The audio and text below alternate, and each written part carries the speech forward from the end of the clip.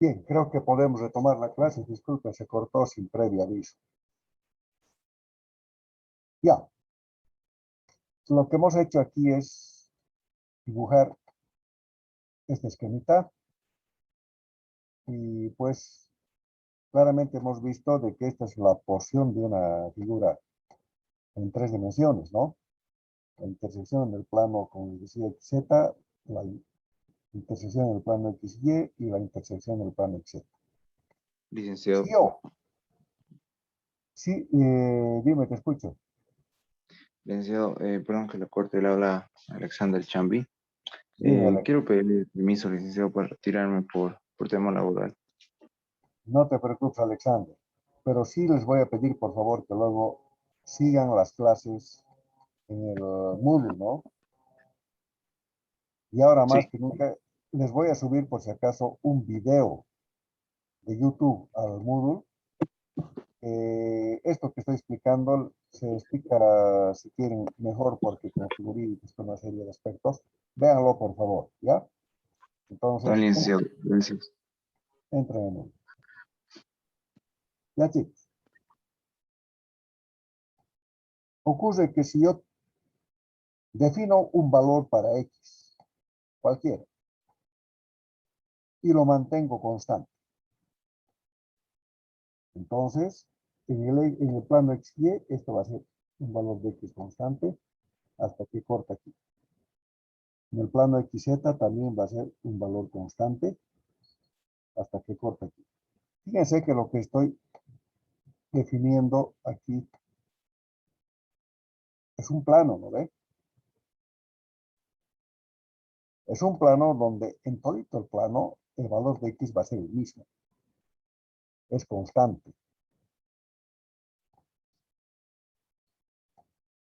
Entonces, este plano se va a cortar con esta misma figura. Ahí.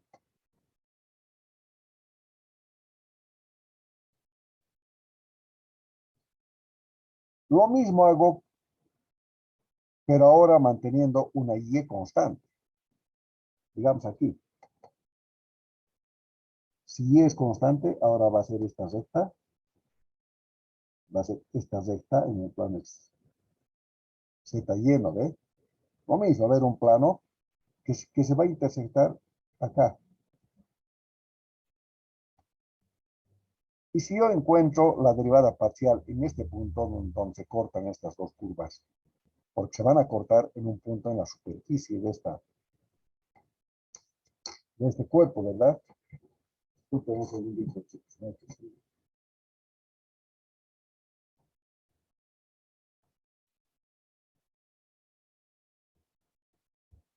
Se van a cortar ahí, ¿verdad?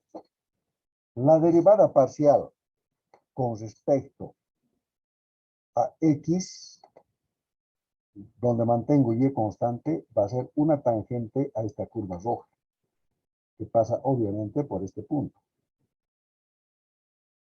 ¿No ve? Y que está en este plano rojo.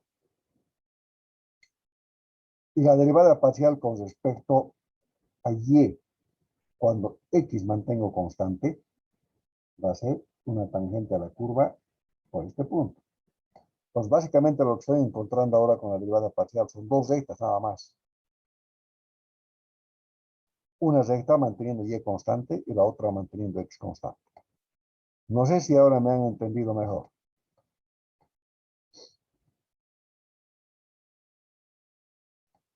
Si me han comprendido, pónganme por favor el botoncito verde.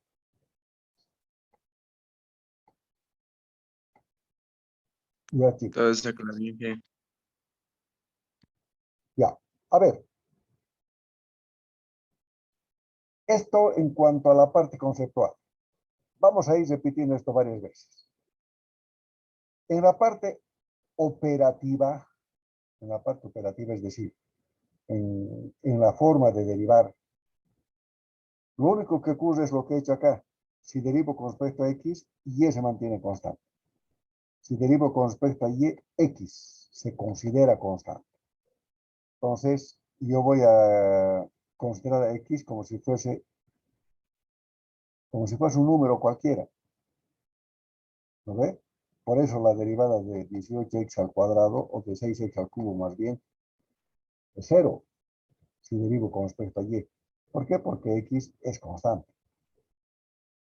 Porque esto es lo que hago. O sea, por este motivo es que mantengo constante a x o constante a y. O constante a todas las demás variables. Si tuviese una función y igual, ya es lo mismo. X, W, Z.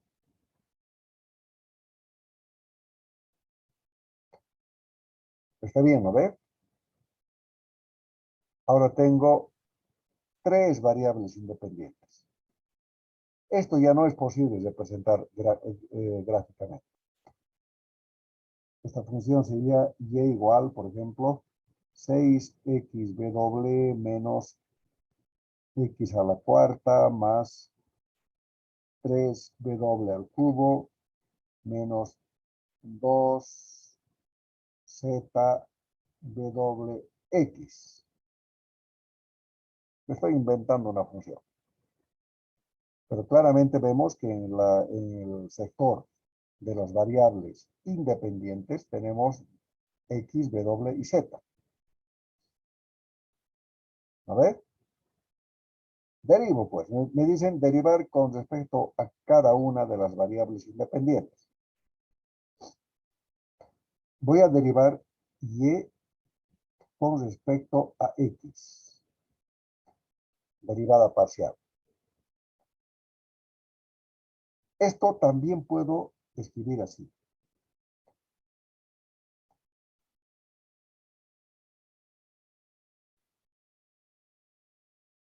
Y en función de x. A veces nos dicen que la y debe ser mayúscula. Y en función de x.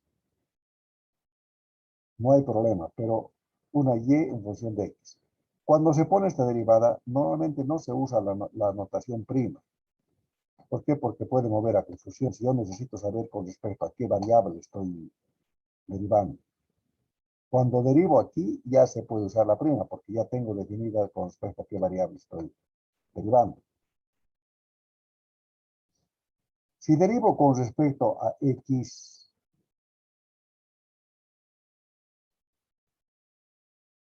w y z se van a mantener constantes. ¿De acuerdo? Entonces, w y z se van a mantener constantes, porque estoy derivando con respecto a x. Mi única variable va a ser x. Entonces, si yo derivo esta primera, va a ser 6, pero, o a veces le llaman omega, ¿no ve? No importa. Menos 4x al cubo, estoy derivando x. 0, ¿verdad? Porque este w se considera constante. Entonces, todo este elemento es una constante. Su derivada de 0. Z, W, X. Z y W son constantes. Y la derivada de X es 1. Listo. Fíjense, ese es mi resultado. La derivada parcial de Y con respecto a W. Ahora X y Z se van a mantener constantes. Entonces, la primera derivada, 6x. La derivada de X, 0, porque es constante. Más 9 w al cuadrado. ¿A ver? Menos 2 z x. La derivada de w es 1. Y z y x se mantienen constantes. Listo. Teniendo cuidado en considerar constantes las que debo considerar, no debería tener ningún problema. Ahora voy a derivar con respecto a z. La primera, X y W se consideran constantes. Por tanto, todo esto es una constante. 0, 0, 0. Aquí ya no es 0. Menos 2WX. La derivada de Z es 1. Listo, nada más. ¿Alguna consulta, chicos? Les escucho.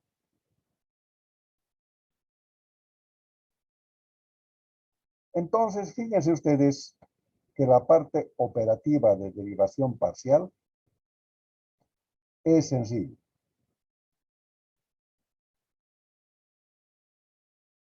Son válidas todas las reglas que ustedes han aprendido en cálculo 1.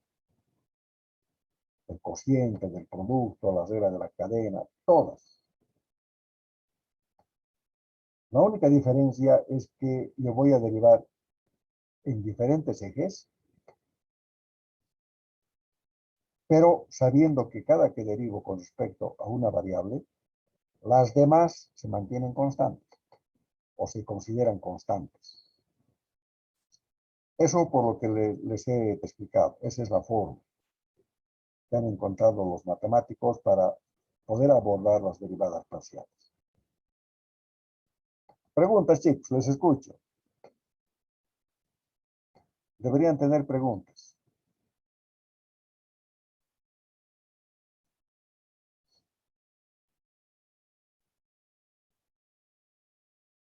En el texto ustedes van a ver cuando les suba las copias que comienzan el tema con valor de una función. ¿Listo? Yo me he adelantado un poco porque me interesaba primero mostrarles el concepto de derivada parcial para que ustedes sepan de qué estamos hablando. El valor de una función es nada más que reemplazar las coordenadas, ¿no? Nada más. Entonces, a ver, ejemplos.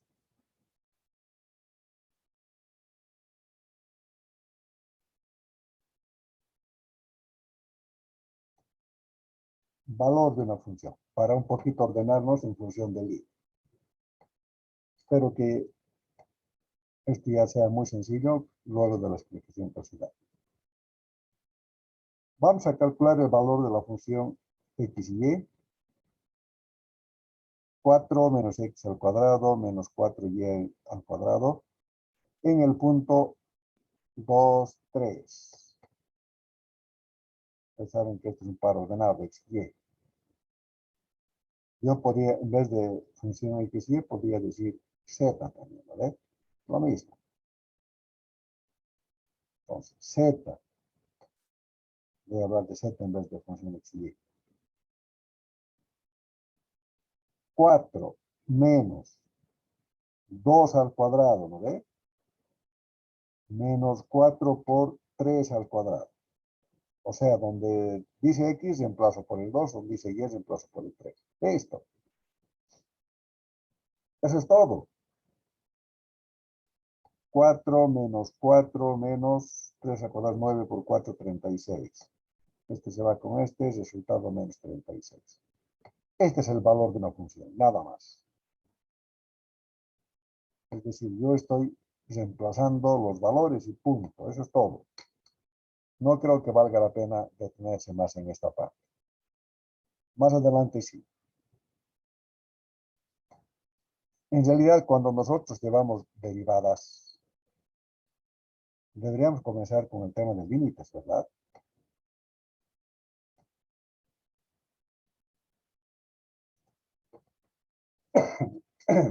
¿Por qué? Porque esencialmente una derivada es un límite.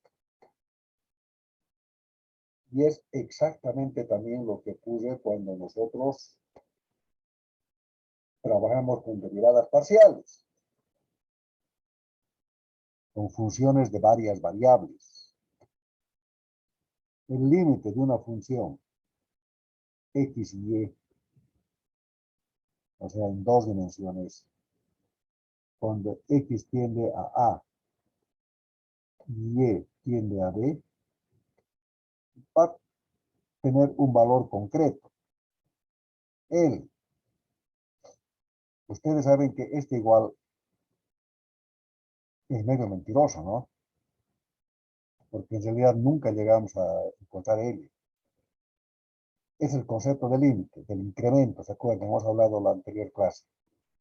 El incremento tiende a cero, en este caso tiende a A o tiende a B. Nos acercamos infinitamente a X. X se acerca infinitamente a A y S se acerca infinitamente a B, pero no llega a tocarlo, ¿no? El concepto de límite. Por tanto, lo correcto es decir que este valor tiende a L. No es igual a L. Por eso les decía que este igual es medio mentiroso. Pero por notación matemática lo vamos a poner es igual. Porque vamos a considerar que al final de cuentas se ha acercado tanto a L que prácticamente es L. ¿No ves? O sea, fíjense, es el mismo concepto que hemos utilizado siempre. ¿Cómo se resuelve? Primero, me dan un límite cualquiera, yo reemplazo pues los valores y encuentro el valor de ese límite. El problema surge cuando el límite es indeterminado. Entonces se opera de esta manera. Límite de una función xy cuando xy tiende a b. Esta notación y esta son lo mismo, por si acaso. Entonces, aquí voy a hacer un límite cuando x tiende a de un límite de la función xy cuando y tiende a b. Y me va a dar un valor de L. Esto cuando estoy considerando a x como una constante. Y hago también por el otro lado. Digo límite de f de x y y cuando x y y tienden a AB. Ahora voy a considerar a y constante. ¿Listo? Ahora considero a y constante. Entonces, límite cuando y tiende a b de un límite cuando x tiende a. Y también me tiene que dar L, me tiene que dar el mismo valor. Si no me da el mismo valor, quiere decir que el límite no existe. ¿Cuándo el límite no existe? Fundamentalmente cuando existe una discontinuidad en la función. ¿Listo? Pero es muy común que el límite no exista. No se preocupen, que esto no tiene mayor incidencia en lo que luego vamos a aprender. Matemáticamente seguramente sí. Afortunadamente nosotros estamos estudiando cálculo, un cálculo aplicativo, no un cálculo,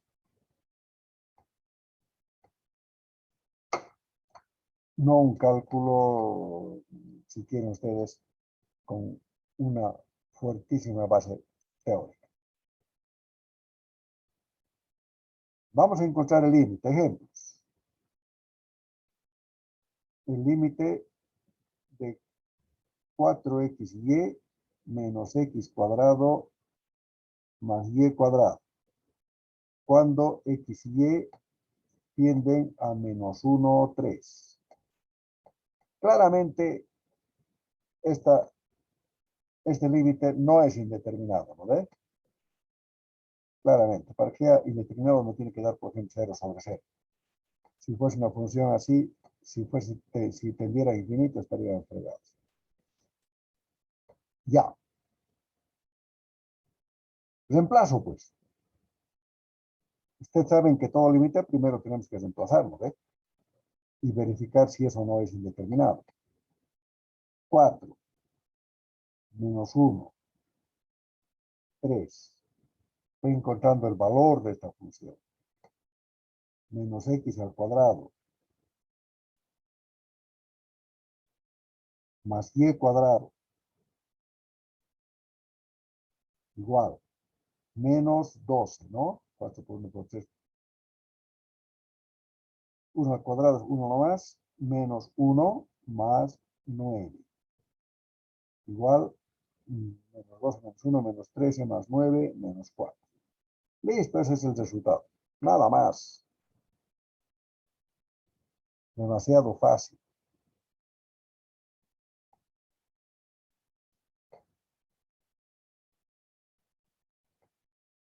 Haremos otro. Un poquito más desafiante.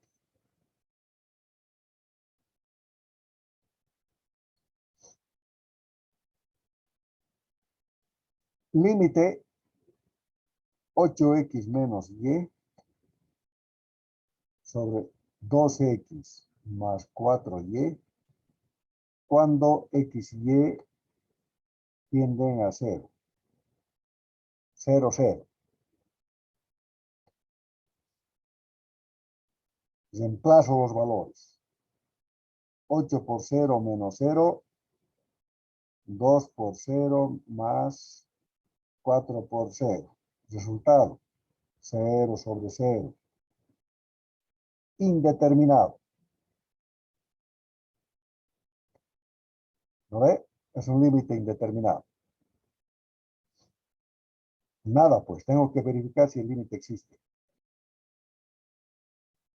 Entonces, hago lo siguiente. Límite de 8x menos y sobre 2x más 4y. Cuando x y tienden a 0, 0, va a ser igual. Primero voy a mantener y constante.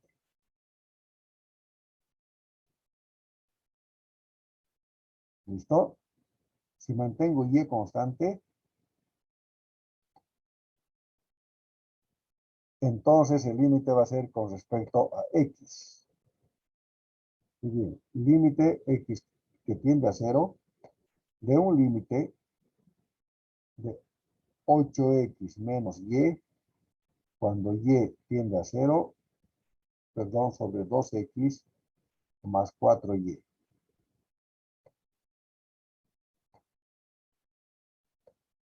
Estoy haciendo al revés. Aquí estoy manteniendo a x constante. Por eso aquí estoy encontrando el límite, ¿no? Cuando y tiende a 0. Reemplazo. Como 8x, como x es constante, esto se vuelve 8x menos 0. Hago el límite. Sobre 2x. Y 4 por 0, 0. Listo. X se va con x, 8 se va con 2, 4 es mi resultado. Debo hacer también en el otro sentido. Es decir, 8x menos y, el mismo límite, cuando x y tiende a 0, 0, pero ahora voy a mantener constante y. Ahora sí voy a mantener constante y. Lo mismo.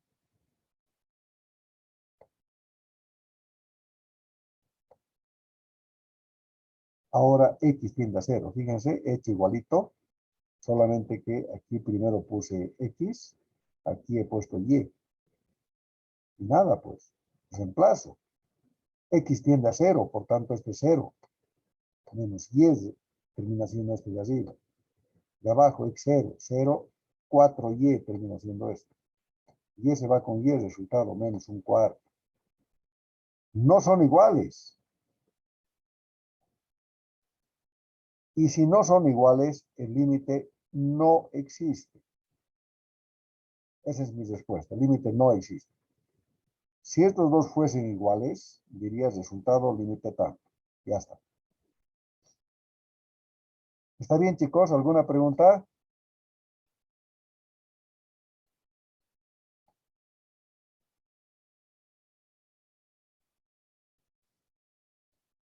Escúchenme. Les doy este concepto de límite fundamentalmente para que lo conozcan y para que teóricamente sepan que los límites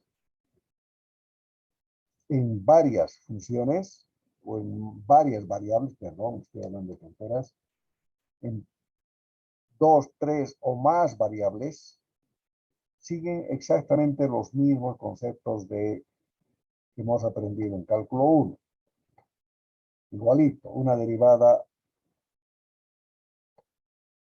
es un límite. El límite de la tangente, ¿se acuerdan, no? La derivada de y con respecto a x es nada más que el límite de una función incrementada menos la función original sobre delta x, cuando delta de x tiende a 0. Si aplico esta misma función en varias variables, es decir, si yo derivo con respecto a y, o claro, con respecto a y, x voy a mantener constante. Cuando derivo con respecto a y, todas las demás variables se mantienen constantes. Igualito encuentro este límite, voy a encontrar la derivada parcial. Pero no es mi intención profundizar más en límites. Mi intención es que ustedes aprendan a derivar muy bien de manera parcial.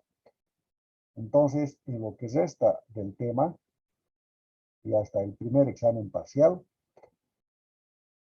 vamos a derivar todas las derivadas de todas las maneras. Entonces, ahora sí, retomamos el tema y entramos a derivadas parciales de primer orden.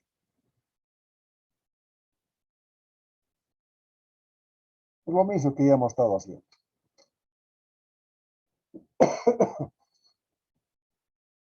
¿Por qué de primer orden?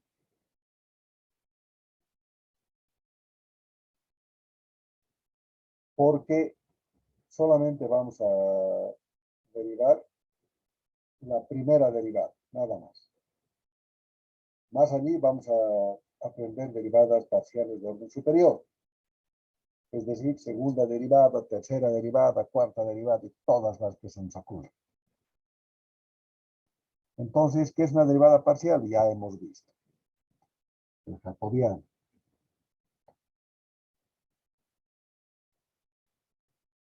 Que también se escribe, aquí en el texto veo que también usan una mayúscula. ¿Listo? Una letra mayúscula, entonces, con respecto a X.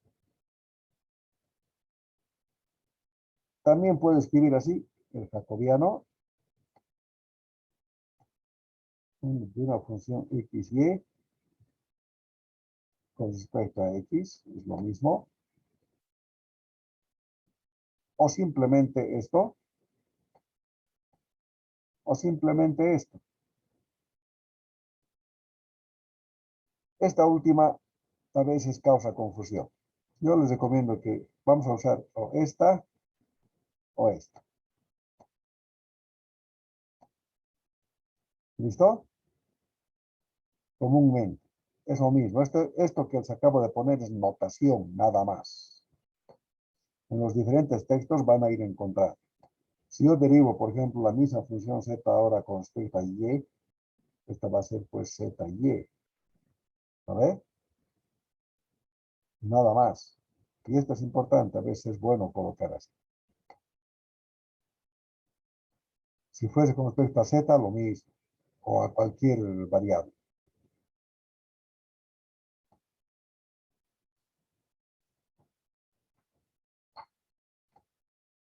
Y el texto sigue encontrando la definición de límite en base a una, o de derivada en base a un límite.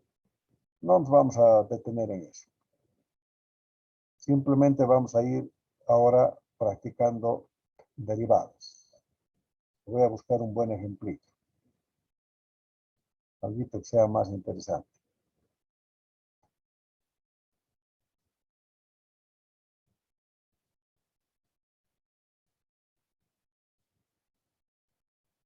Si tengo la función b doble igual x al cuadrado menos y cuadrado sobre y cuadrado menos z cuadrado. ¿Listo? Me piden encontrar la derivada parcial de b doble con respecto a x. La derivada parcial de b doble con respecto a y. Aquí tengo tres variables. La derivada de b doble con respecto a z. A ver, chicos, voy a tratar de terminar. Nos quedan 7 minutos. El concepto ya lo conozco. Si voy a derivar con respecto a x, y y z se van a mantener constantes. Entonces, fíjense ustedes. Derivada parcial de b doble con respecto a x. Vamos a hacer así. X cuadrado menos y cuadrado sobre y cuadrado menos z cuadrado prima. Aquí ya puedo usar la notación prima porque ya sé que mi derivada con respecto a x. ¿No ve? Si no hubiera puesto así, aquí no podía usar esta prima porque no hubiera sabido con respecto a qué tengo que derivar. Afortunadamente ya conozco, entonces ya uso prima. Y como yo sé que estoy derivando con respecto a x, quiere decir que y es constante y z también es constante.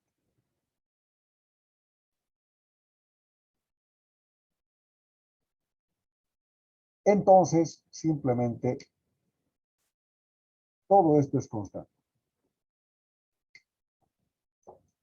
Mi derivada se convierte en una derivada sumamente sencilla. A ver, para que me entiendan, ¿cómo sería esta función? O este claro. Voy a hacerlo aquí abajo. X cuadrado menos y cuadrado sobre y cuadrado menos z cuadrado. Es lo mismo que x cuadrado sobre y cuadrado menos z cuadrado menos y cuadrado sobre y cuadrado menos z cuadrado. ¿Está bien? Pues tengo una resta de numeradores, tengo un denominador común y esto es exactamente lo mismo, ¿no ve? ¿Para qué he hecho eso?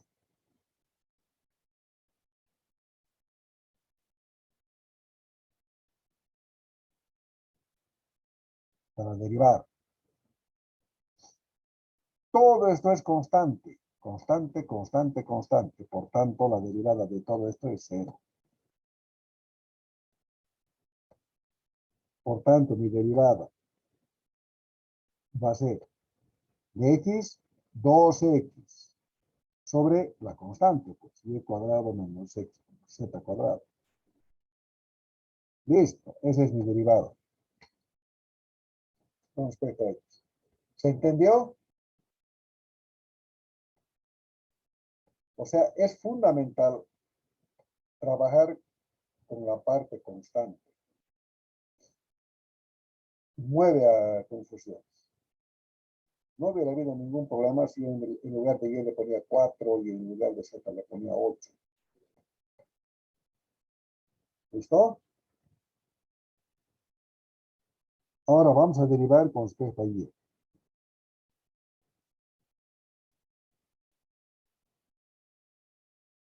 Lo mismo, ahora x se mantiene constante. ¿No ve? Y z se mantiene constante. ¿Cuál es mi problema?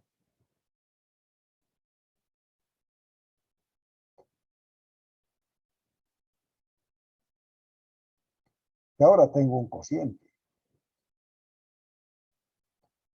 Porque ahora y aparece en el numerador, la variable y también en el denominador, x constante y z constante. Entonces, si aparece un cociente, tengo que aplicar regla del cociente. Aplico mi regla del cociente. La derivada de la primera por la segunda sin derivar. La segunda sabemos que es el denominador, ¿no? Menos la derivada de la segunda por la primera sin derivar sobre la segunda al cuadrado. Listo. Regla del cociente. Derivo pues con respecto a y. X y Z se mantienen constantes. La derivada de X entonces va a ser 0, ¿no? Porque es constante. Menos 2y. Y cuadrado menos Z cuadrado. Menos. La derivada de Z, 0. 2y. X cuadrado menos y cuadrado.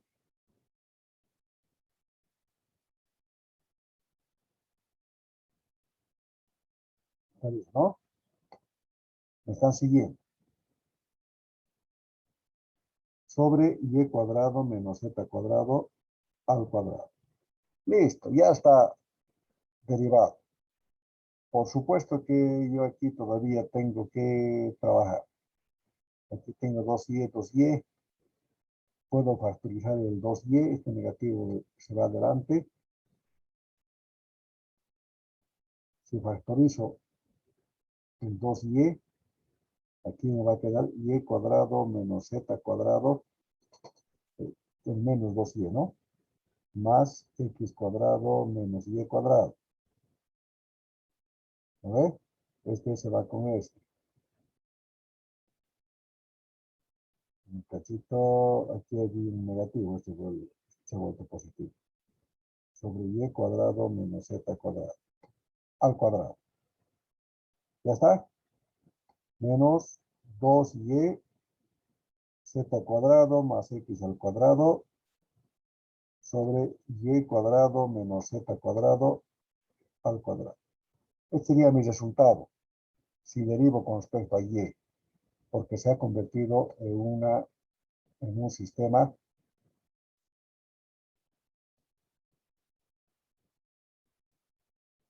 en un cociente.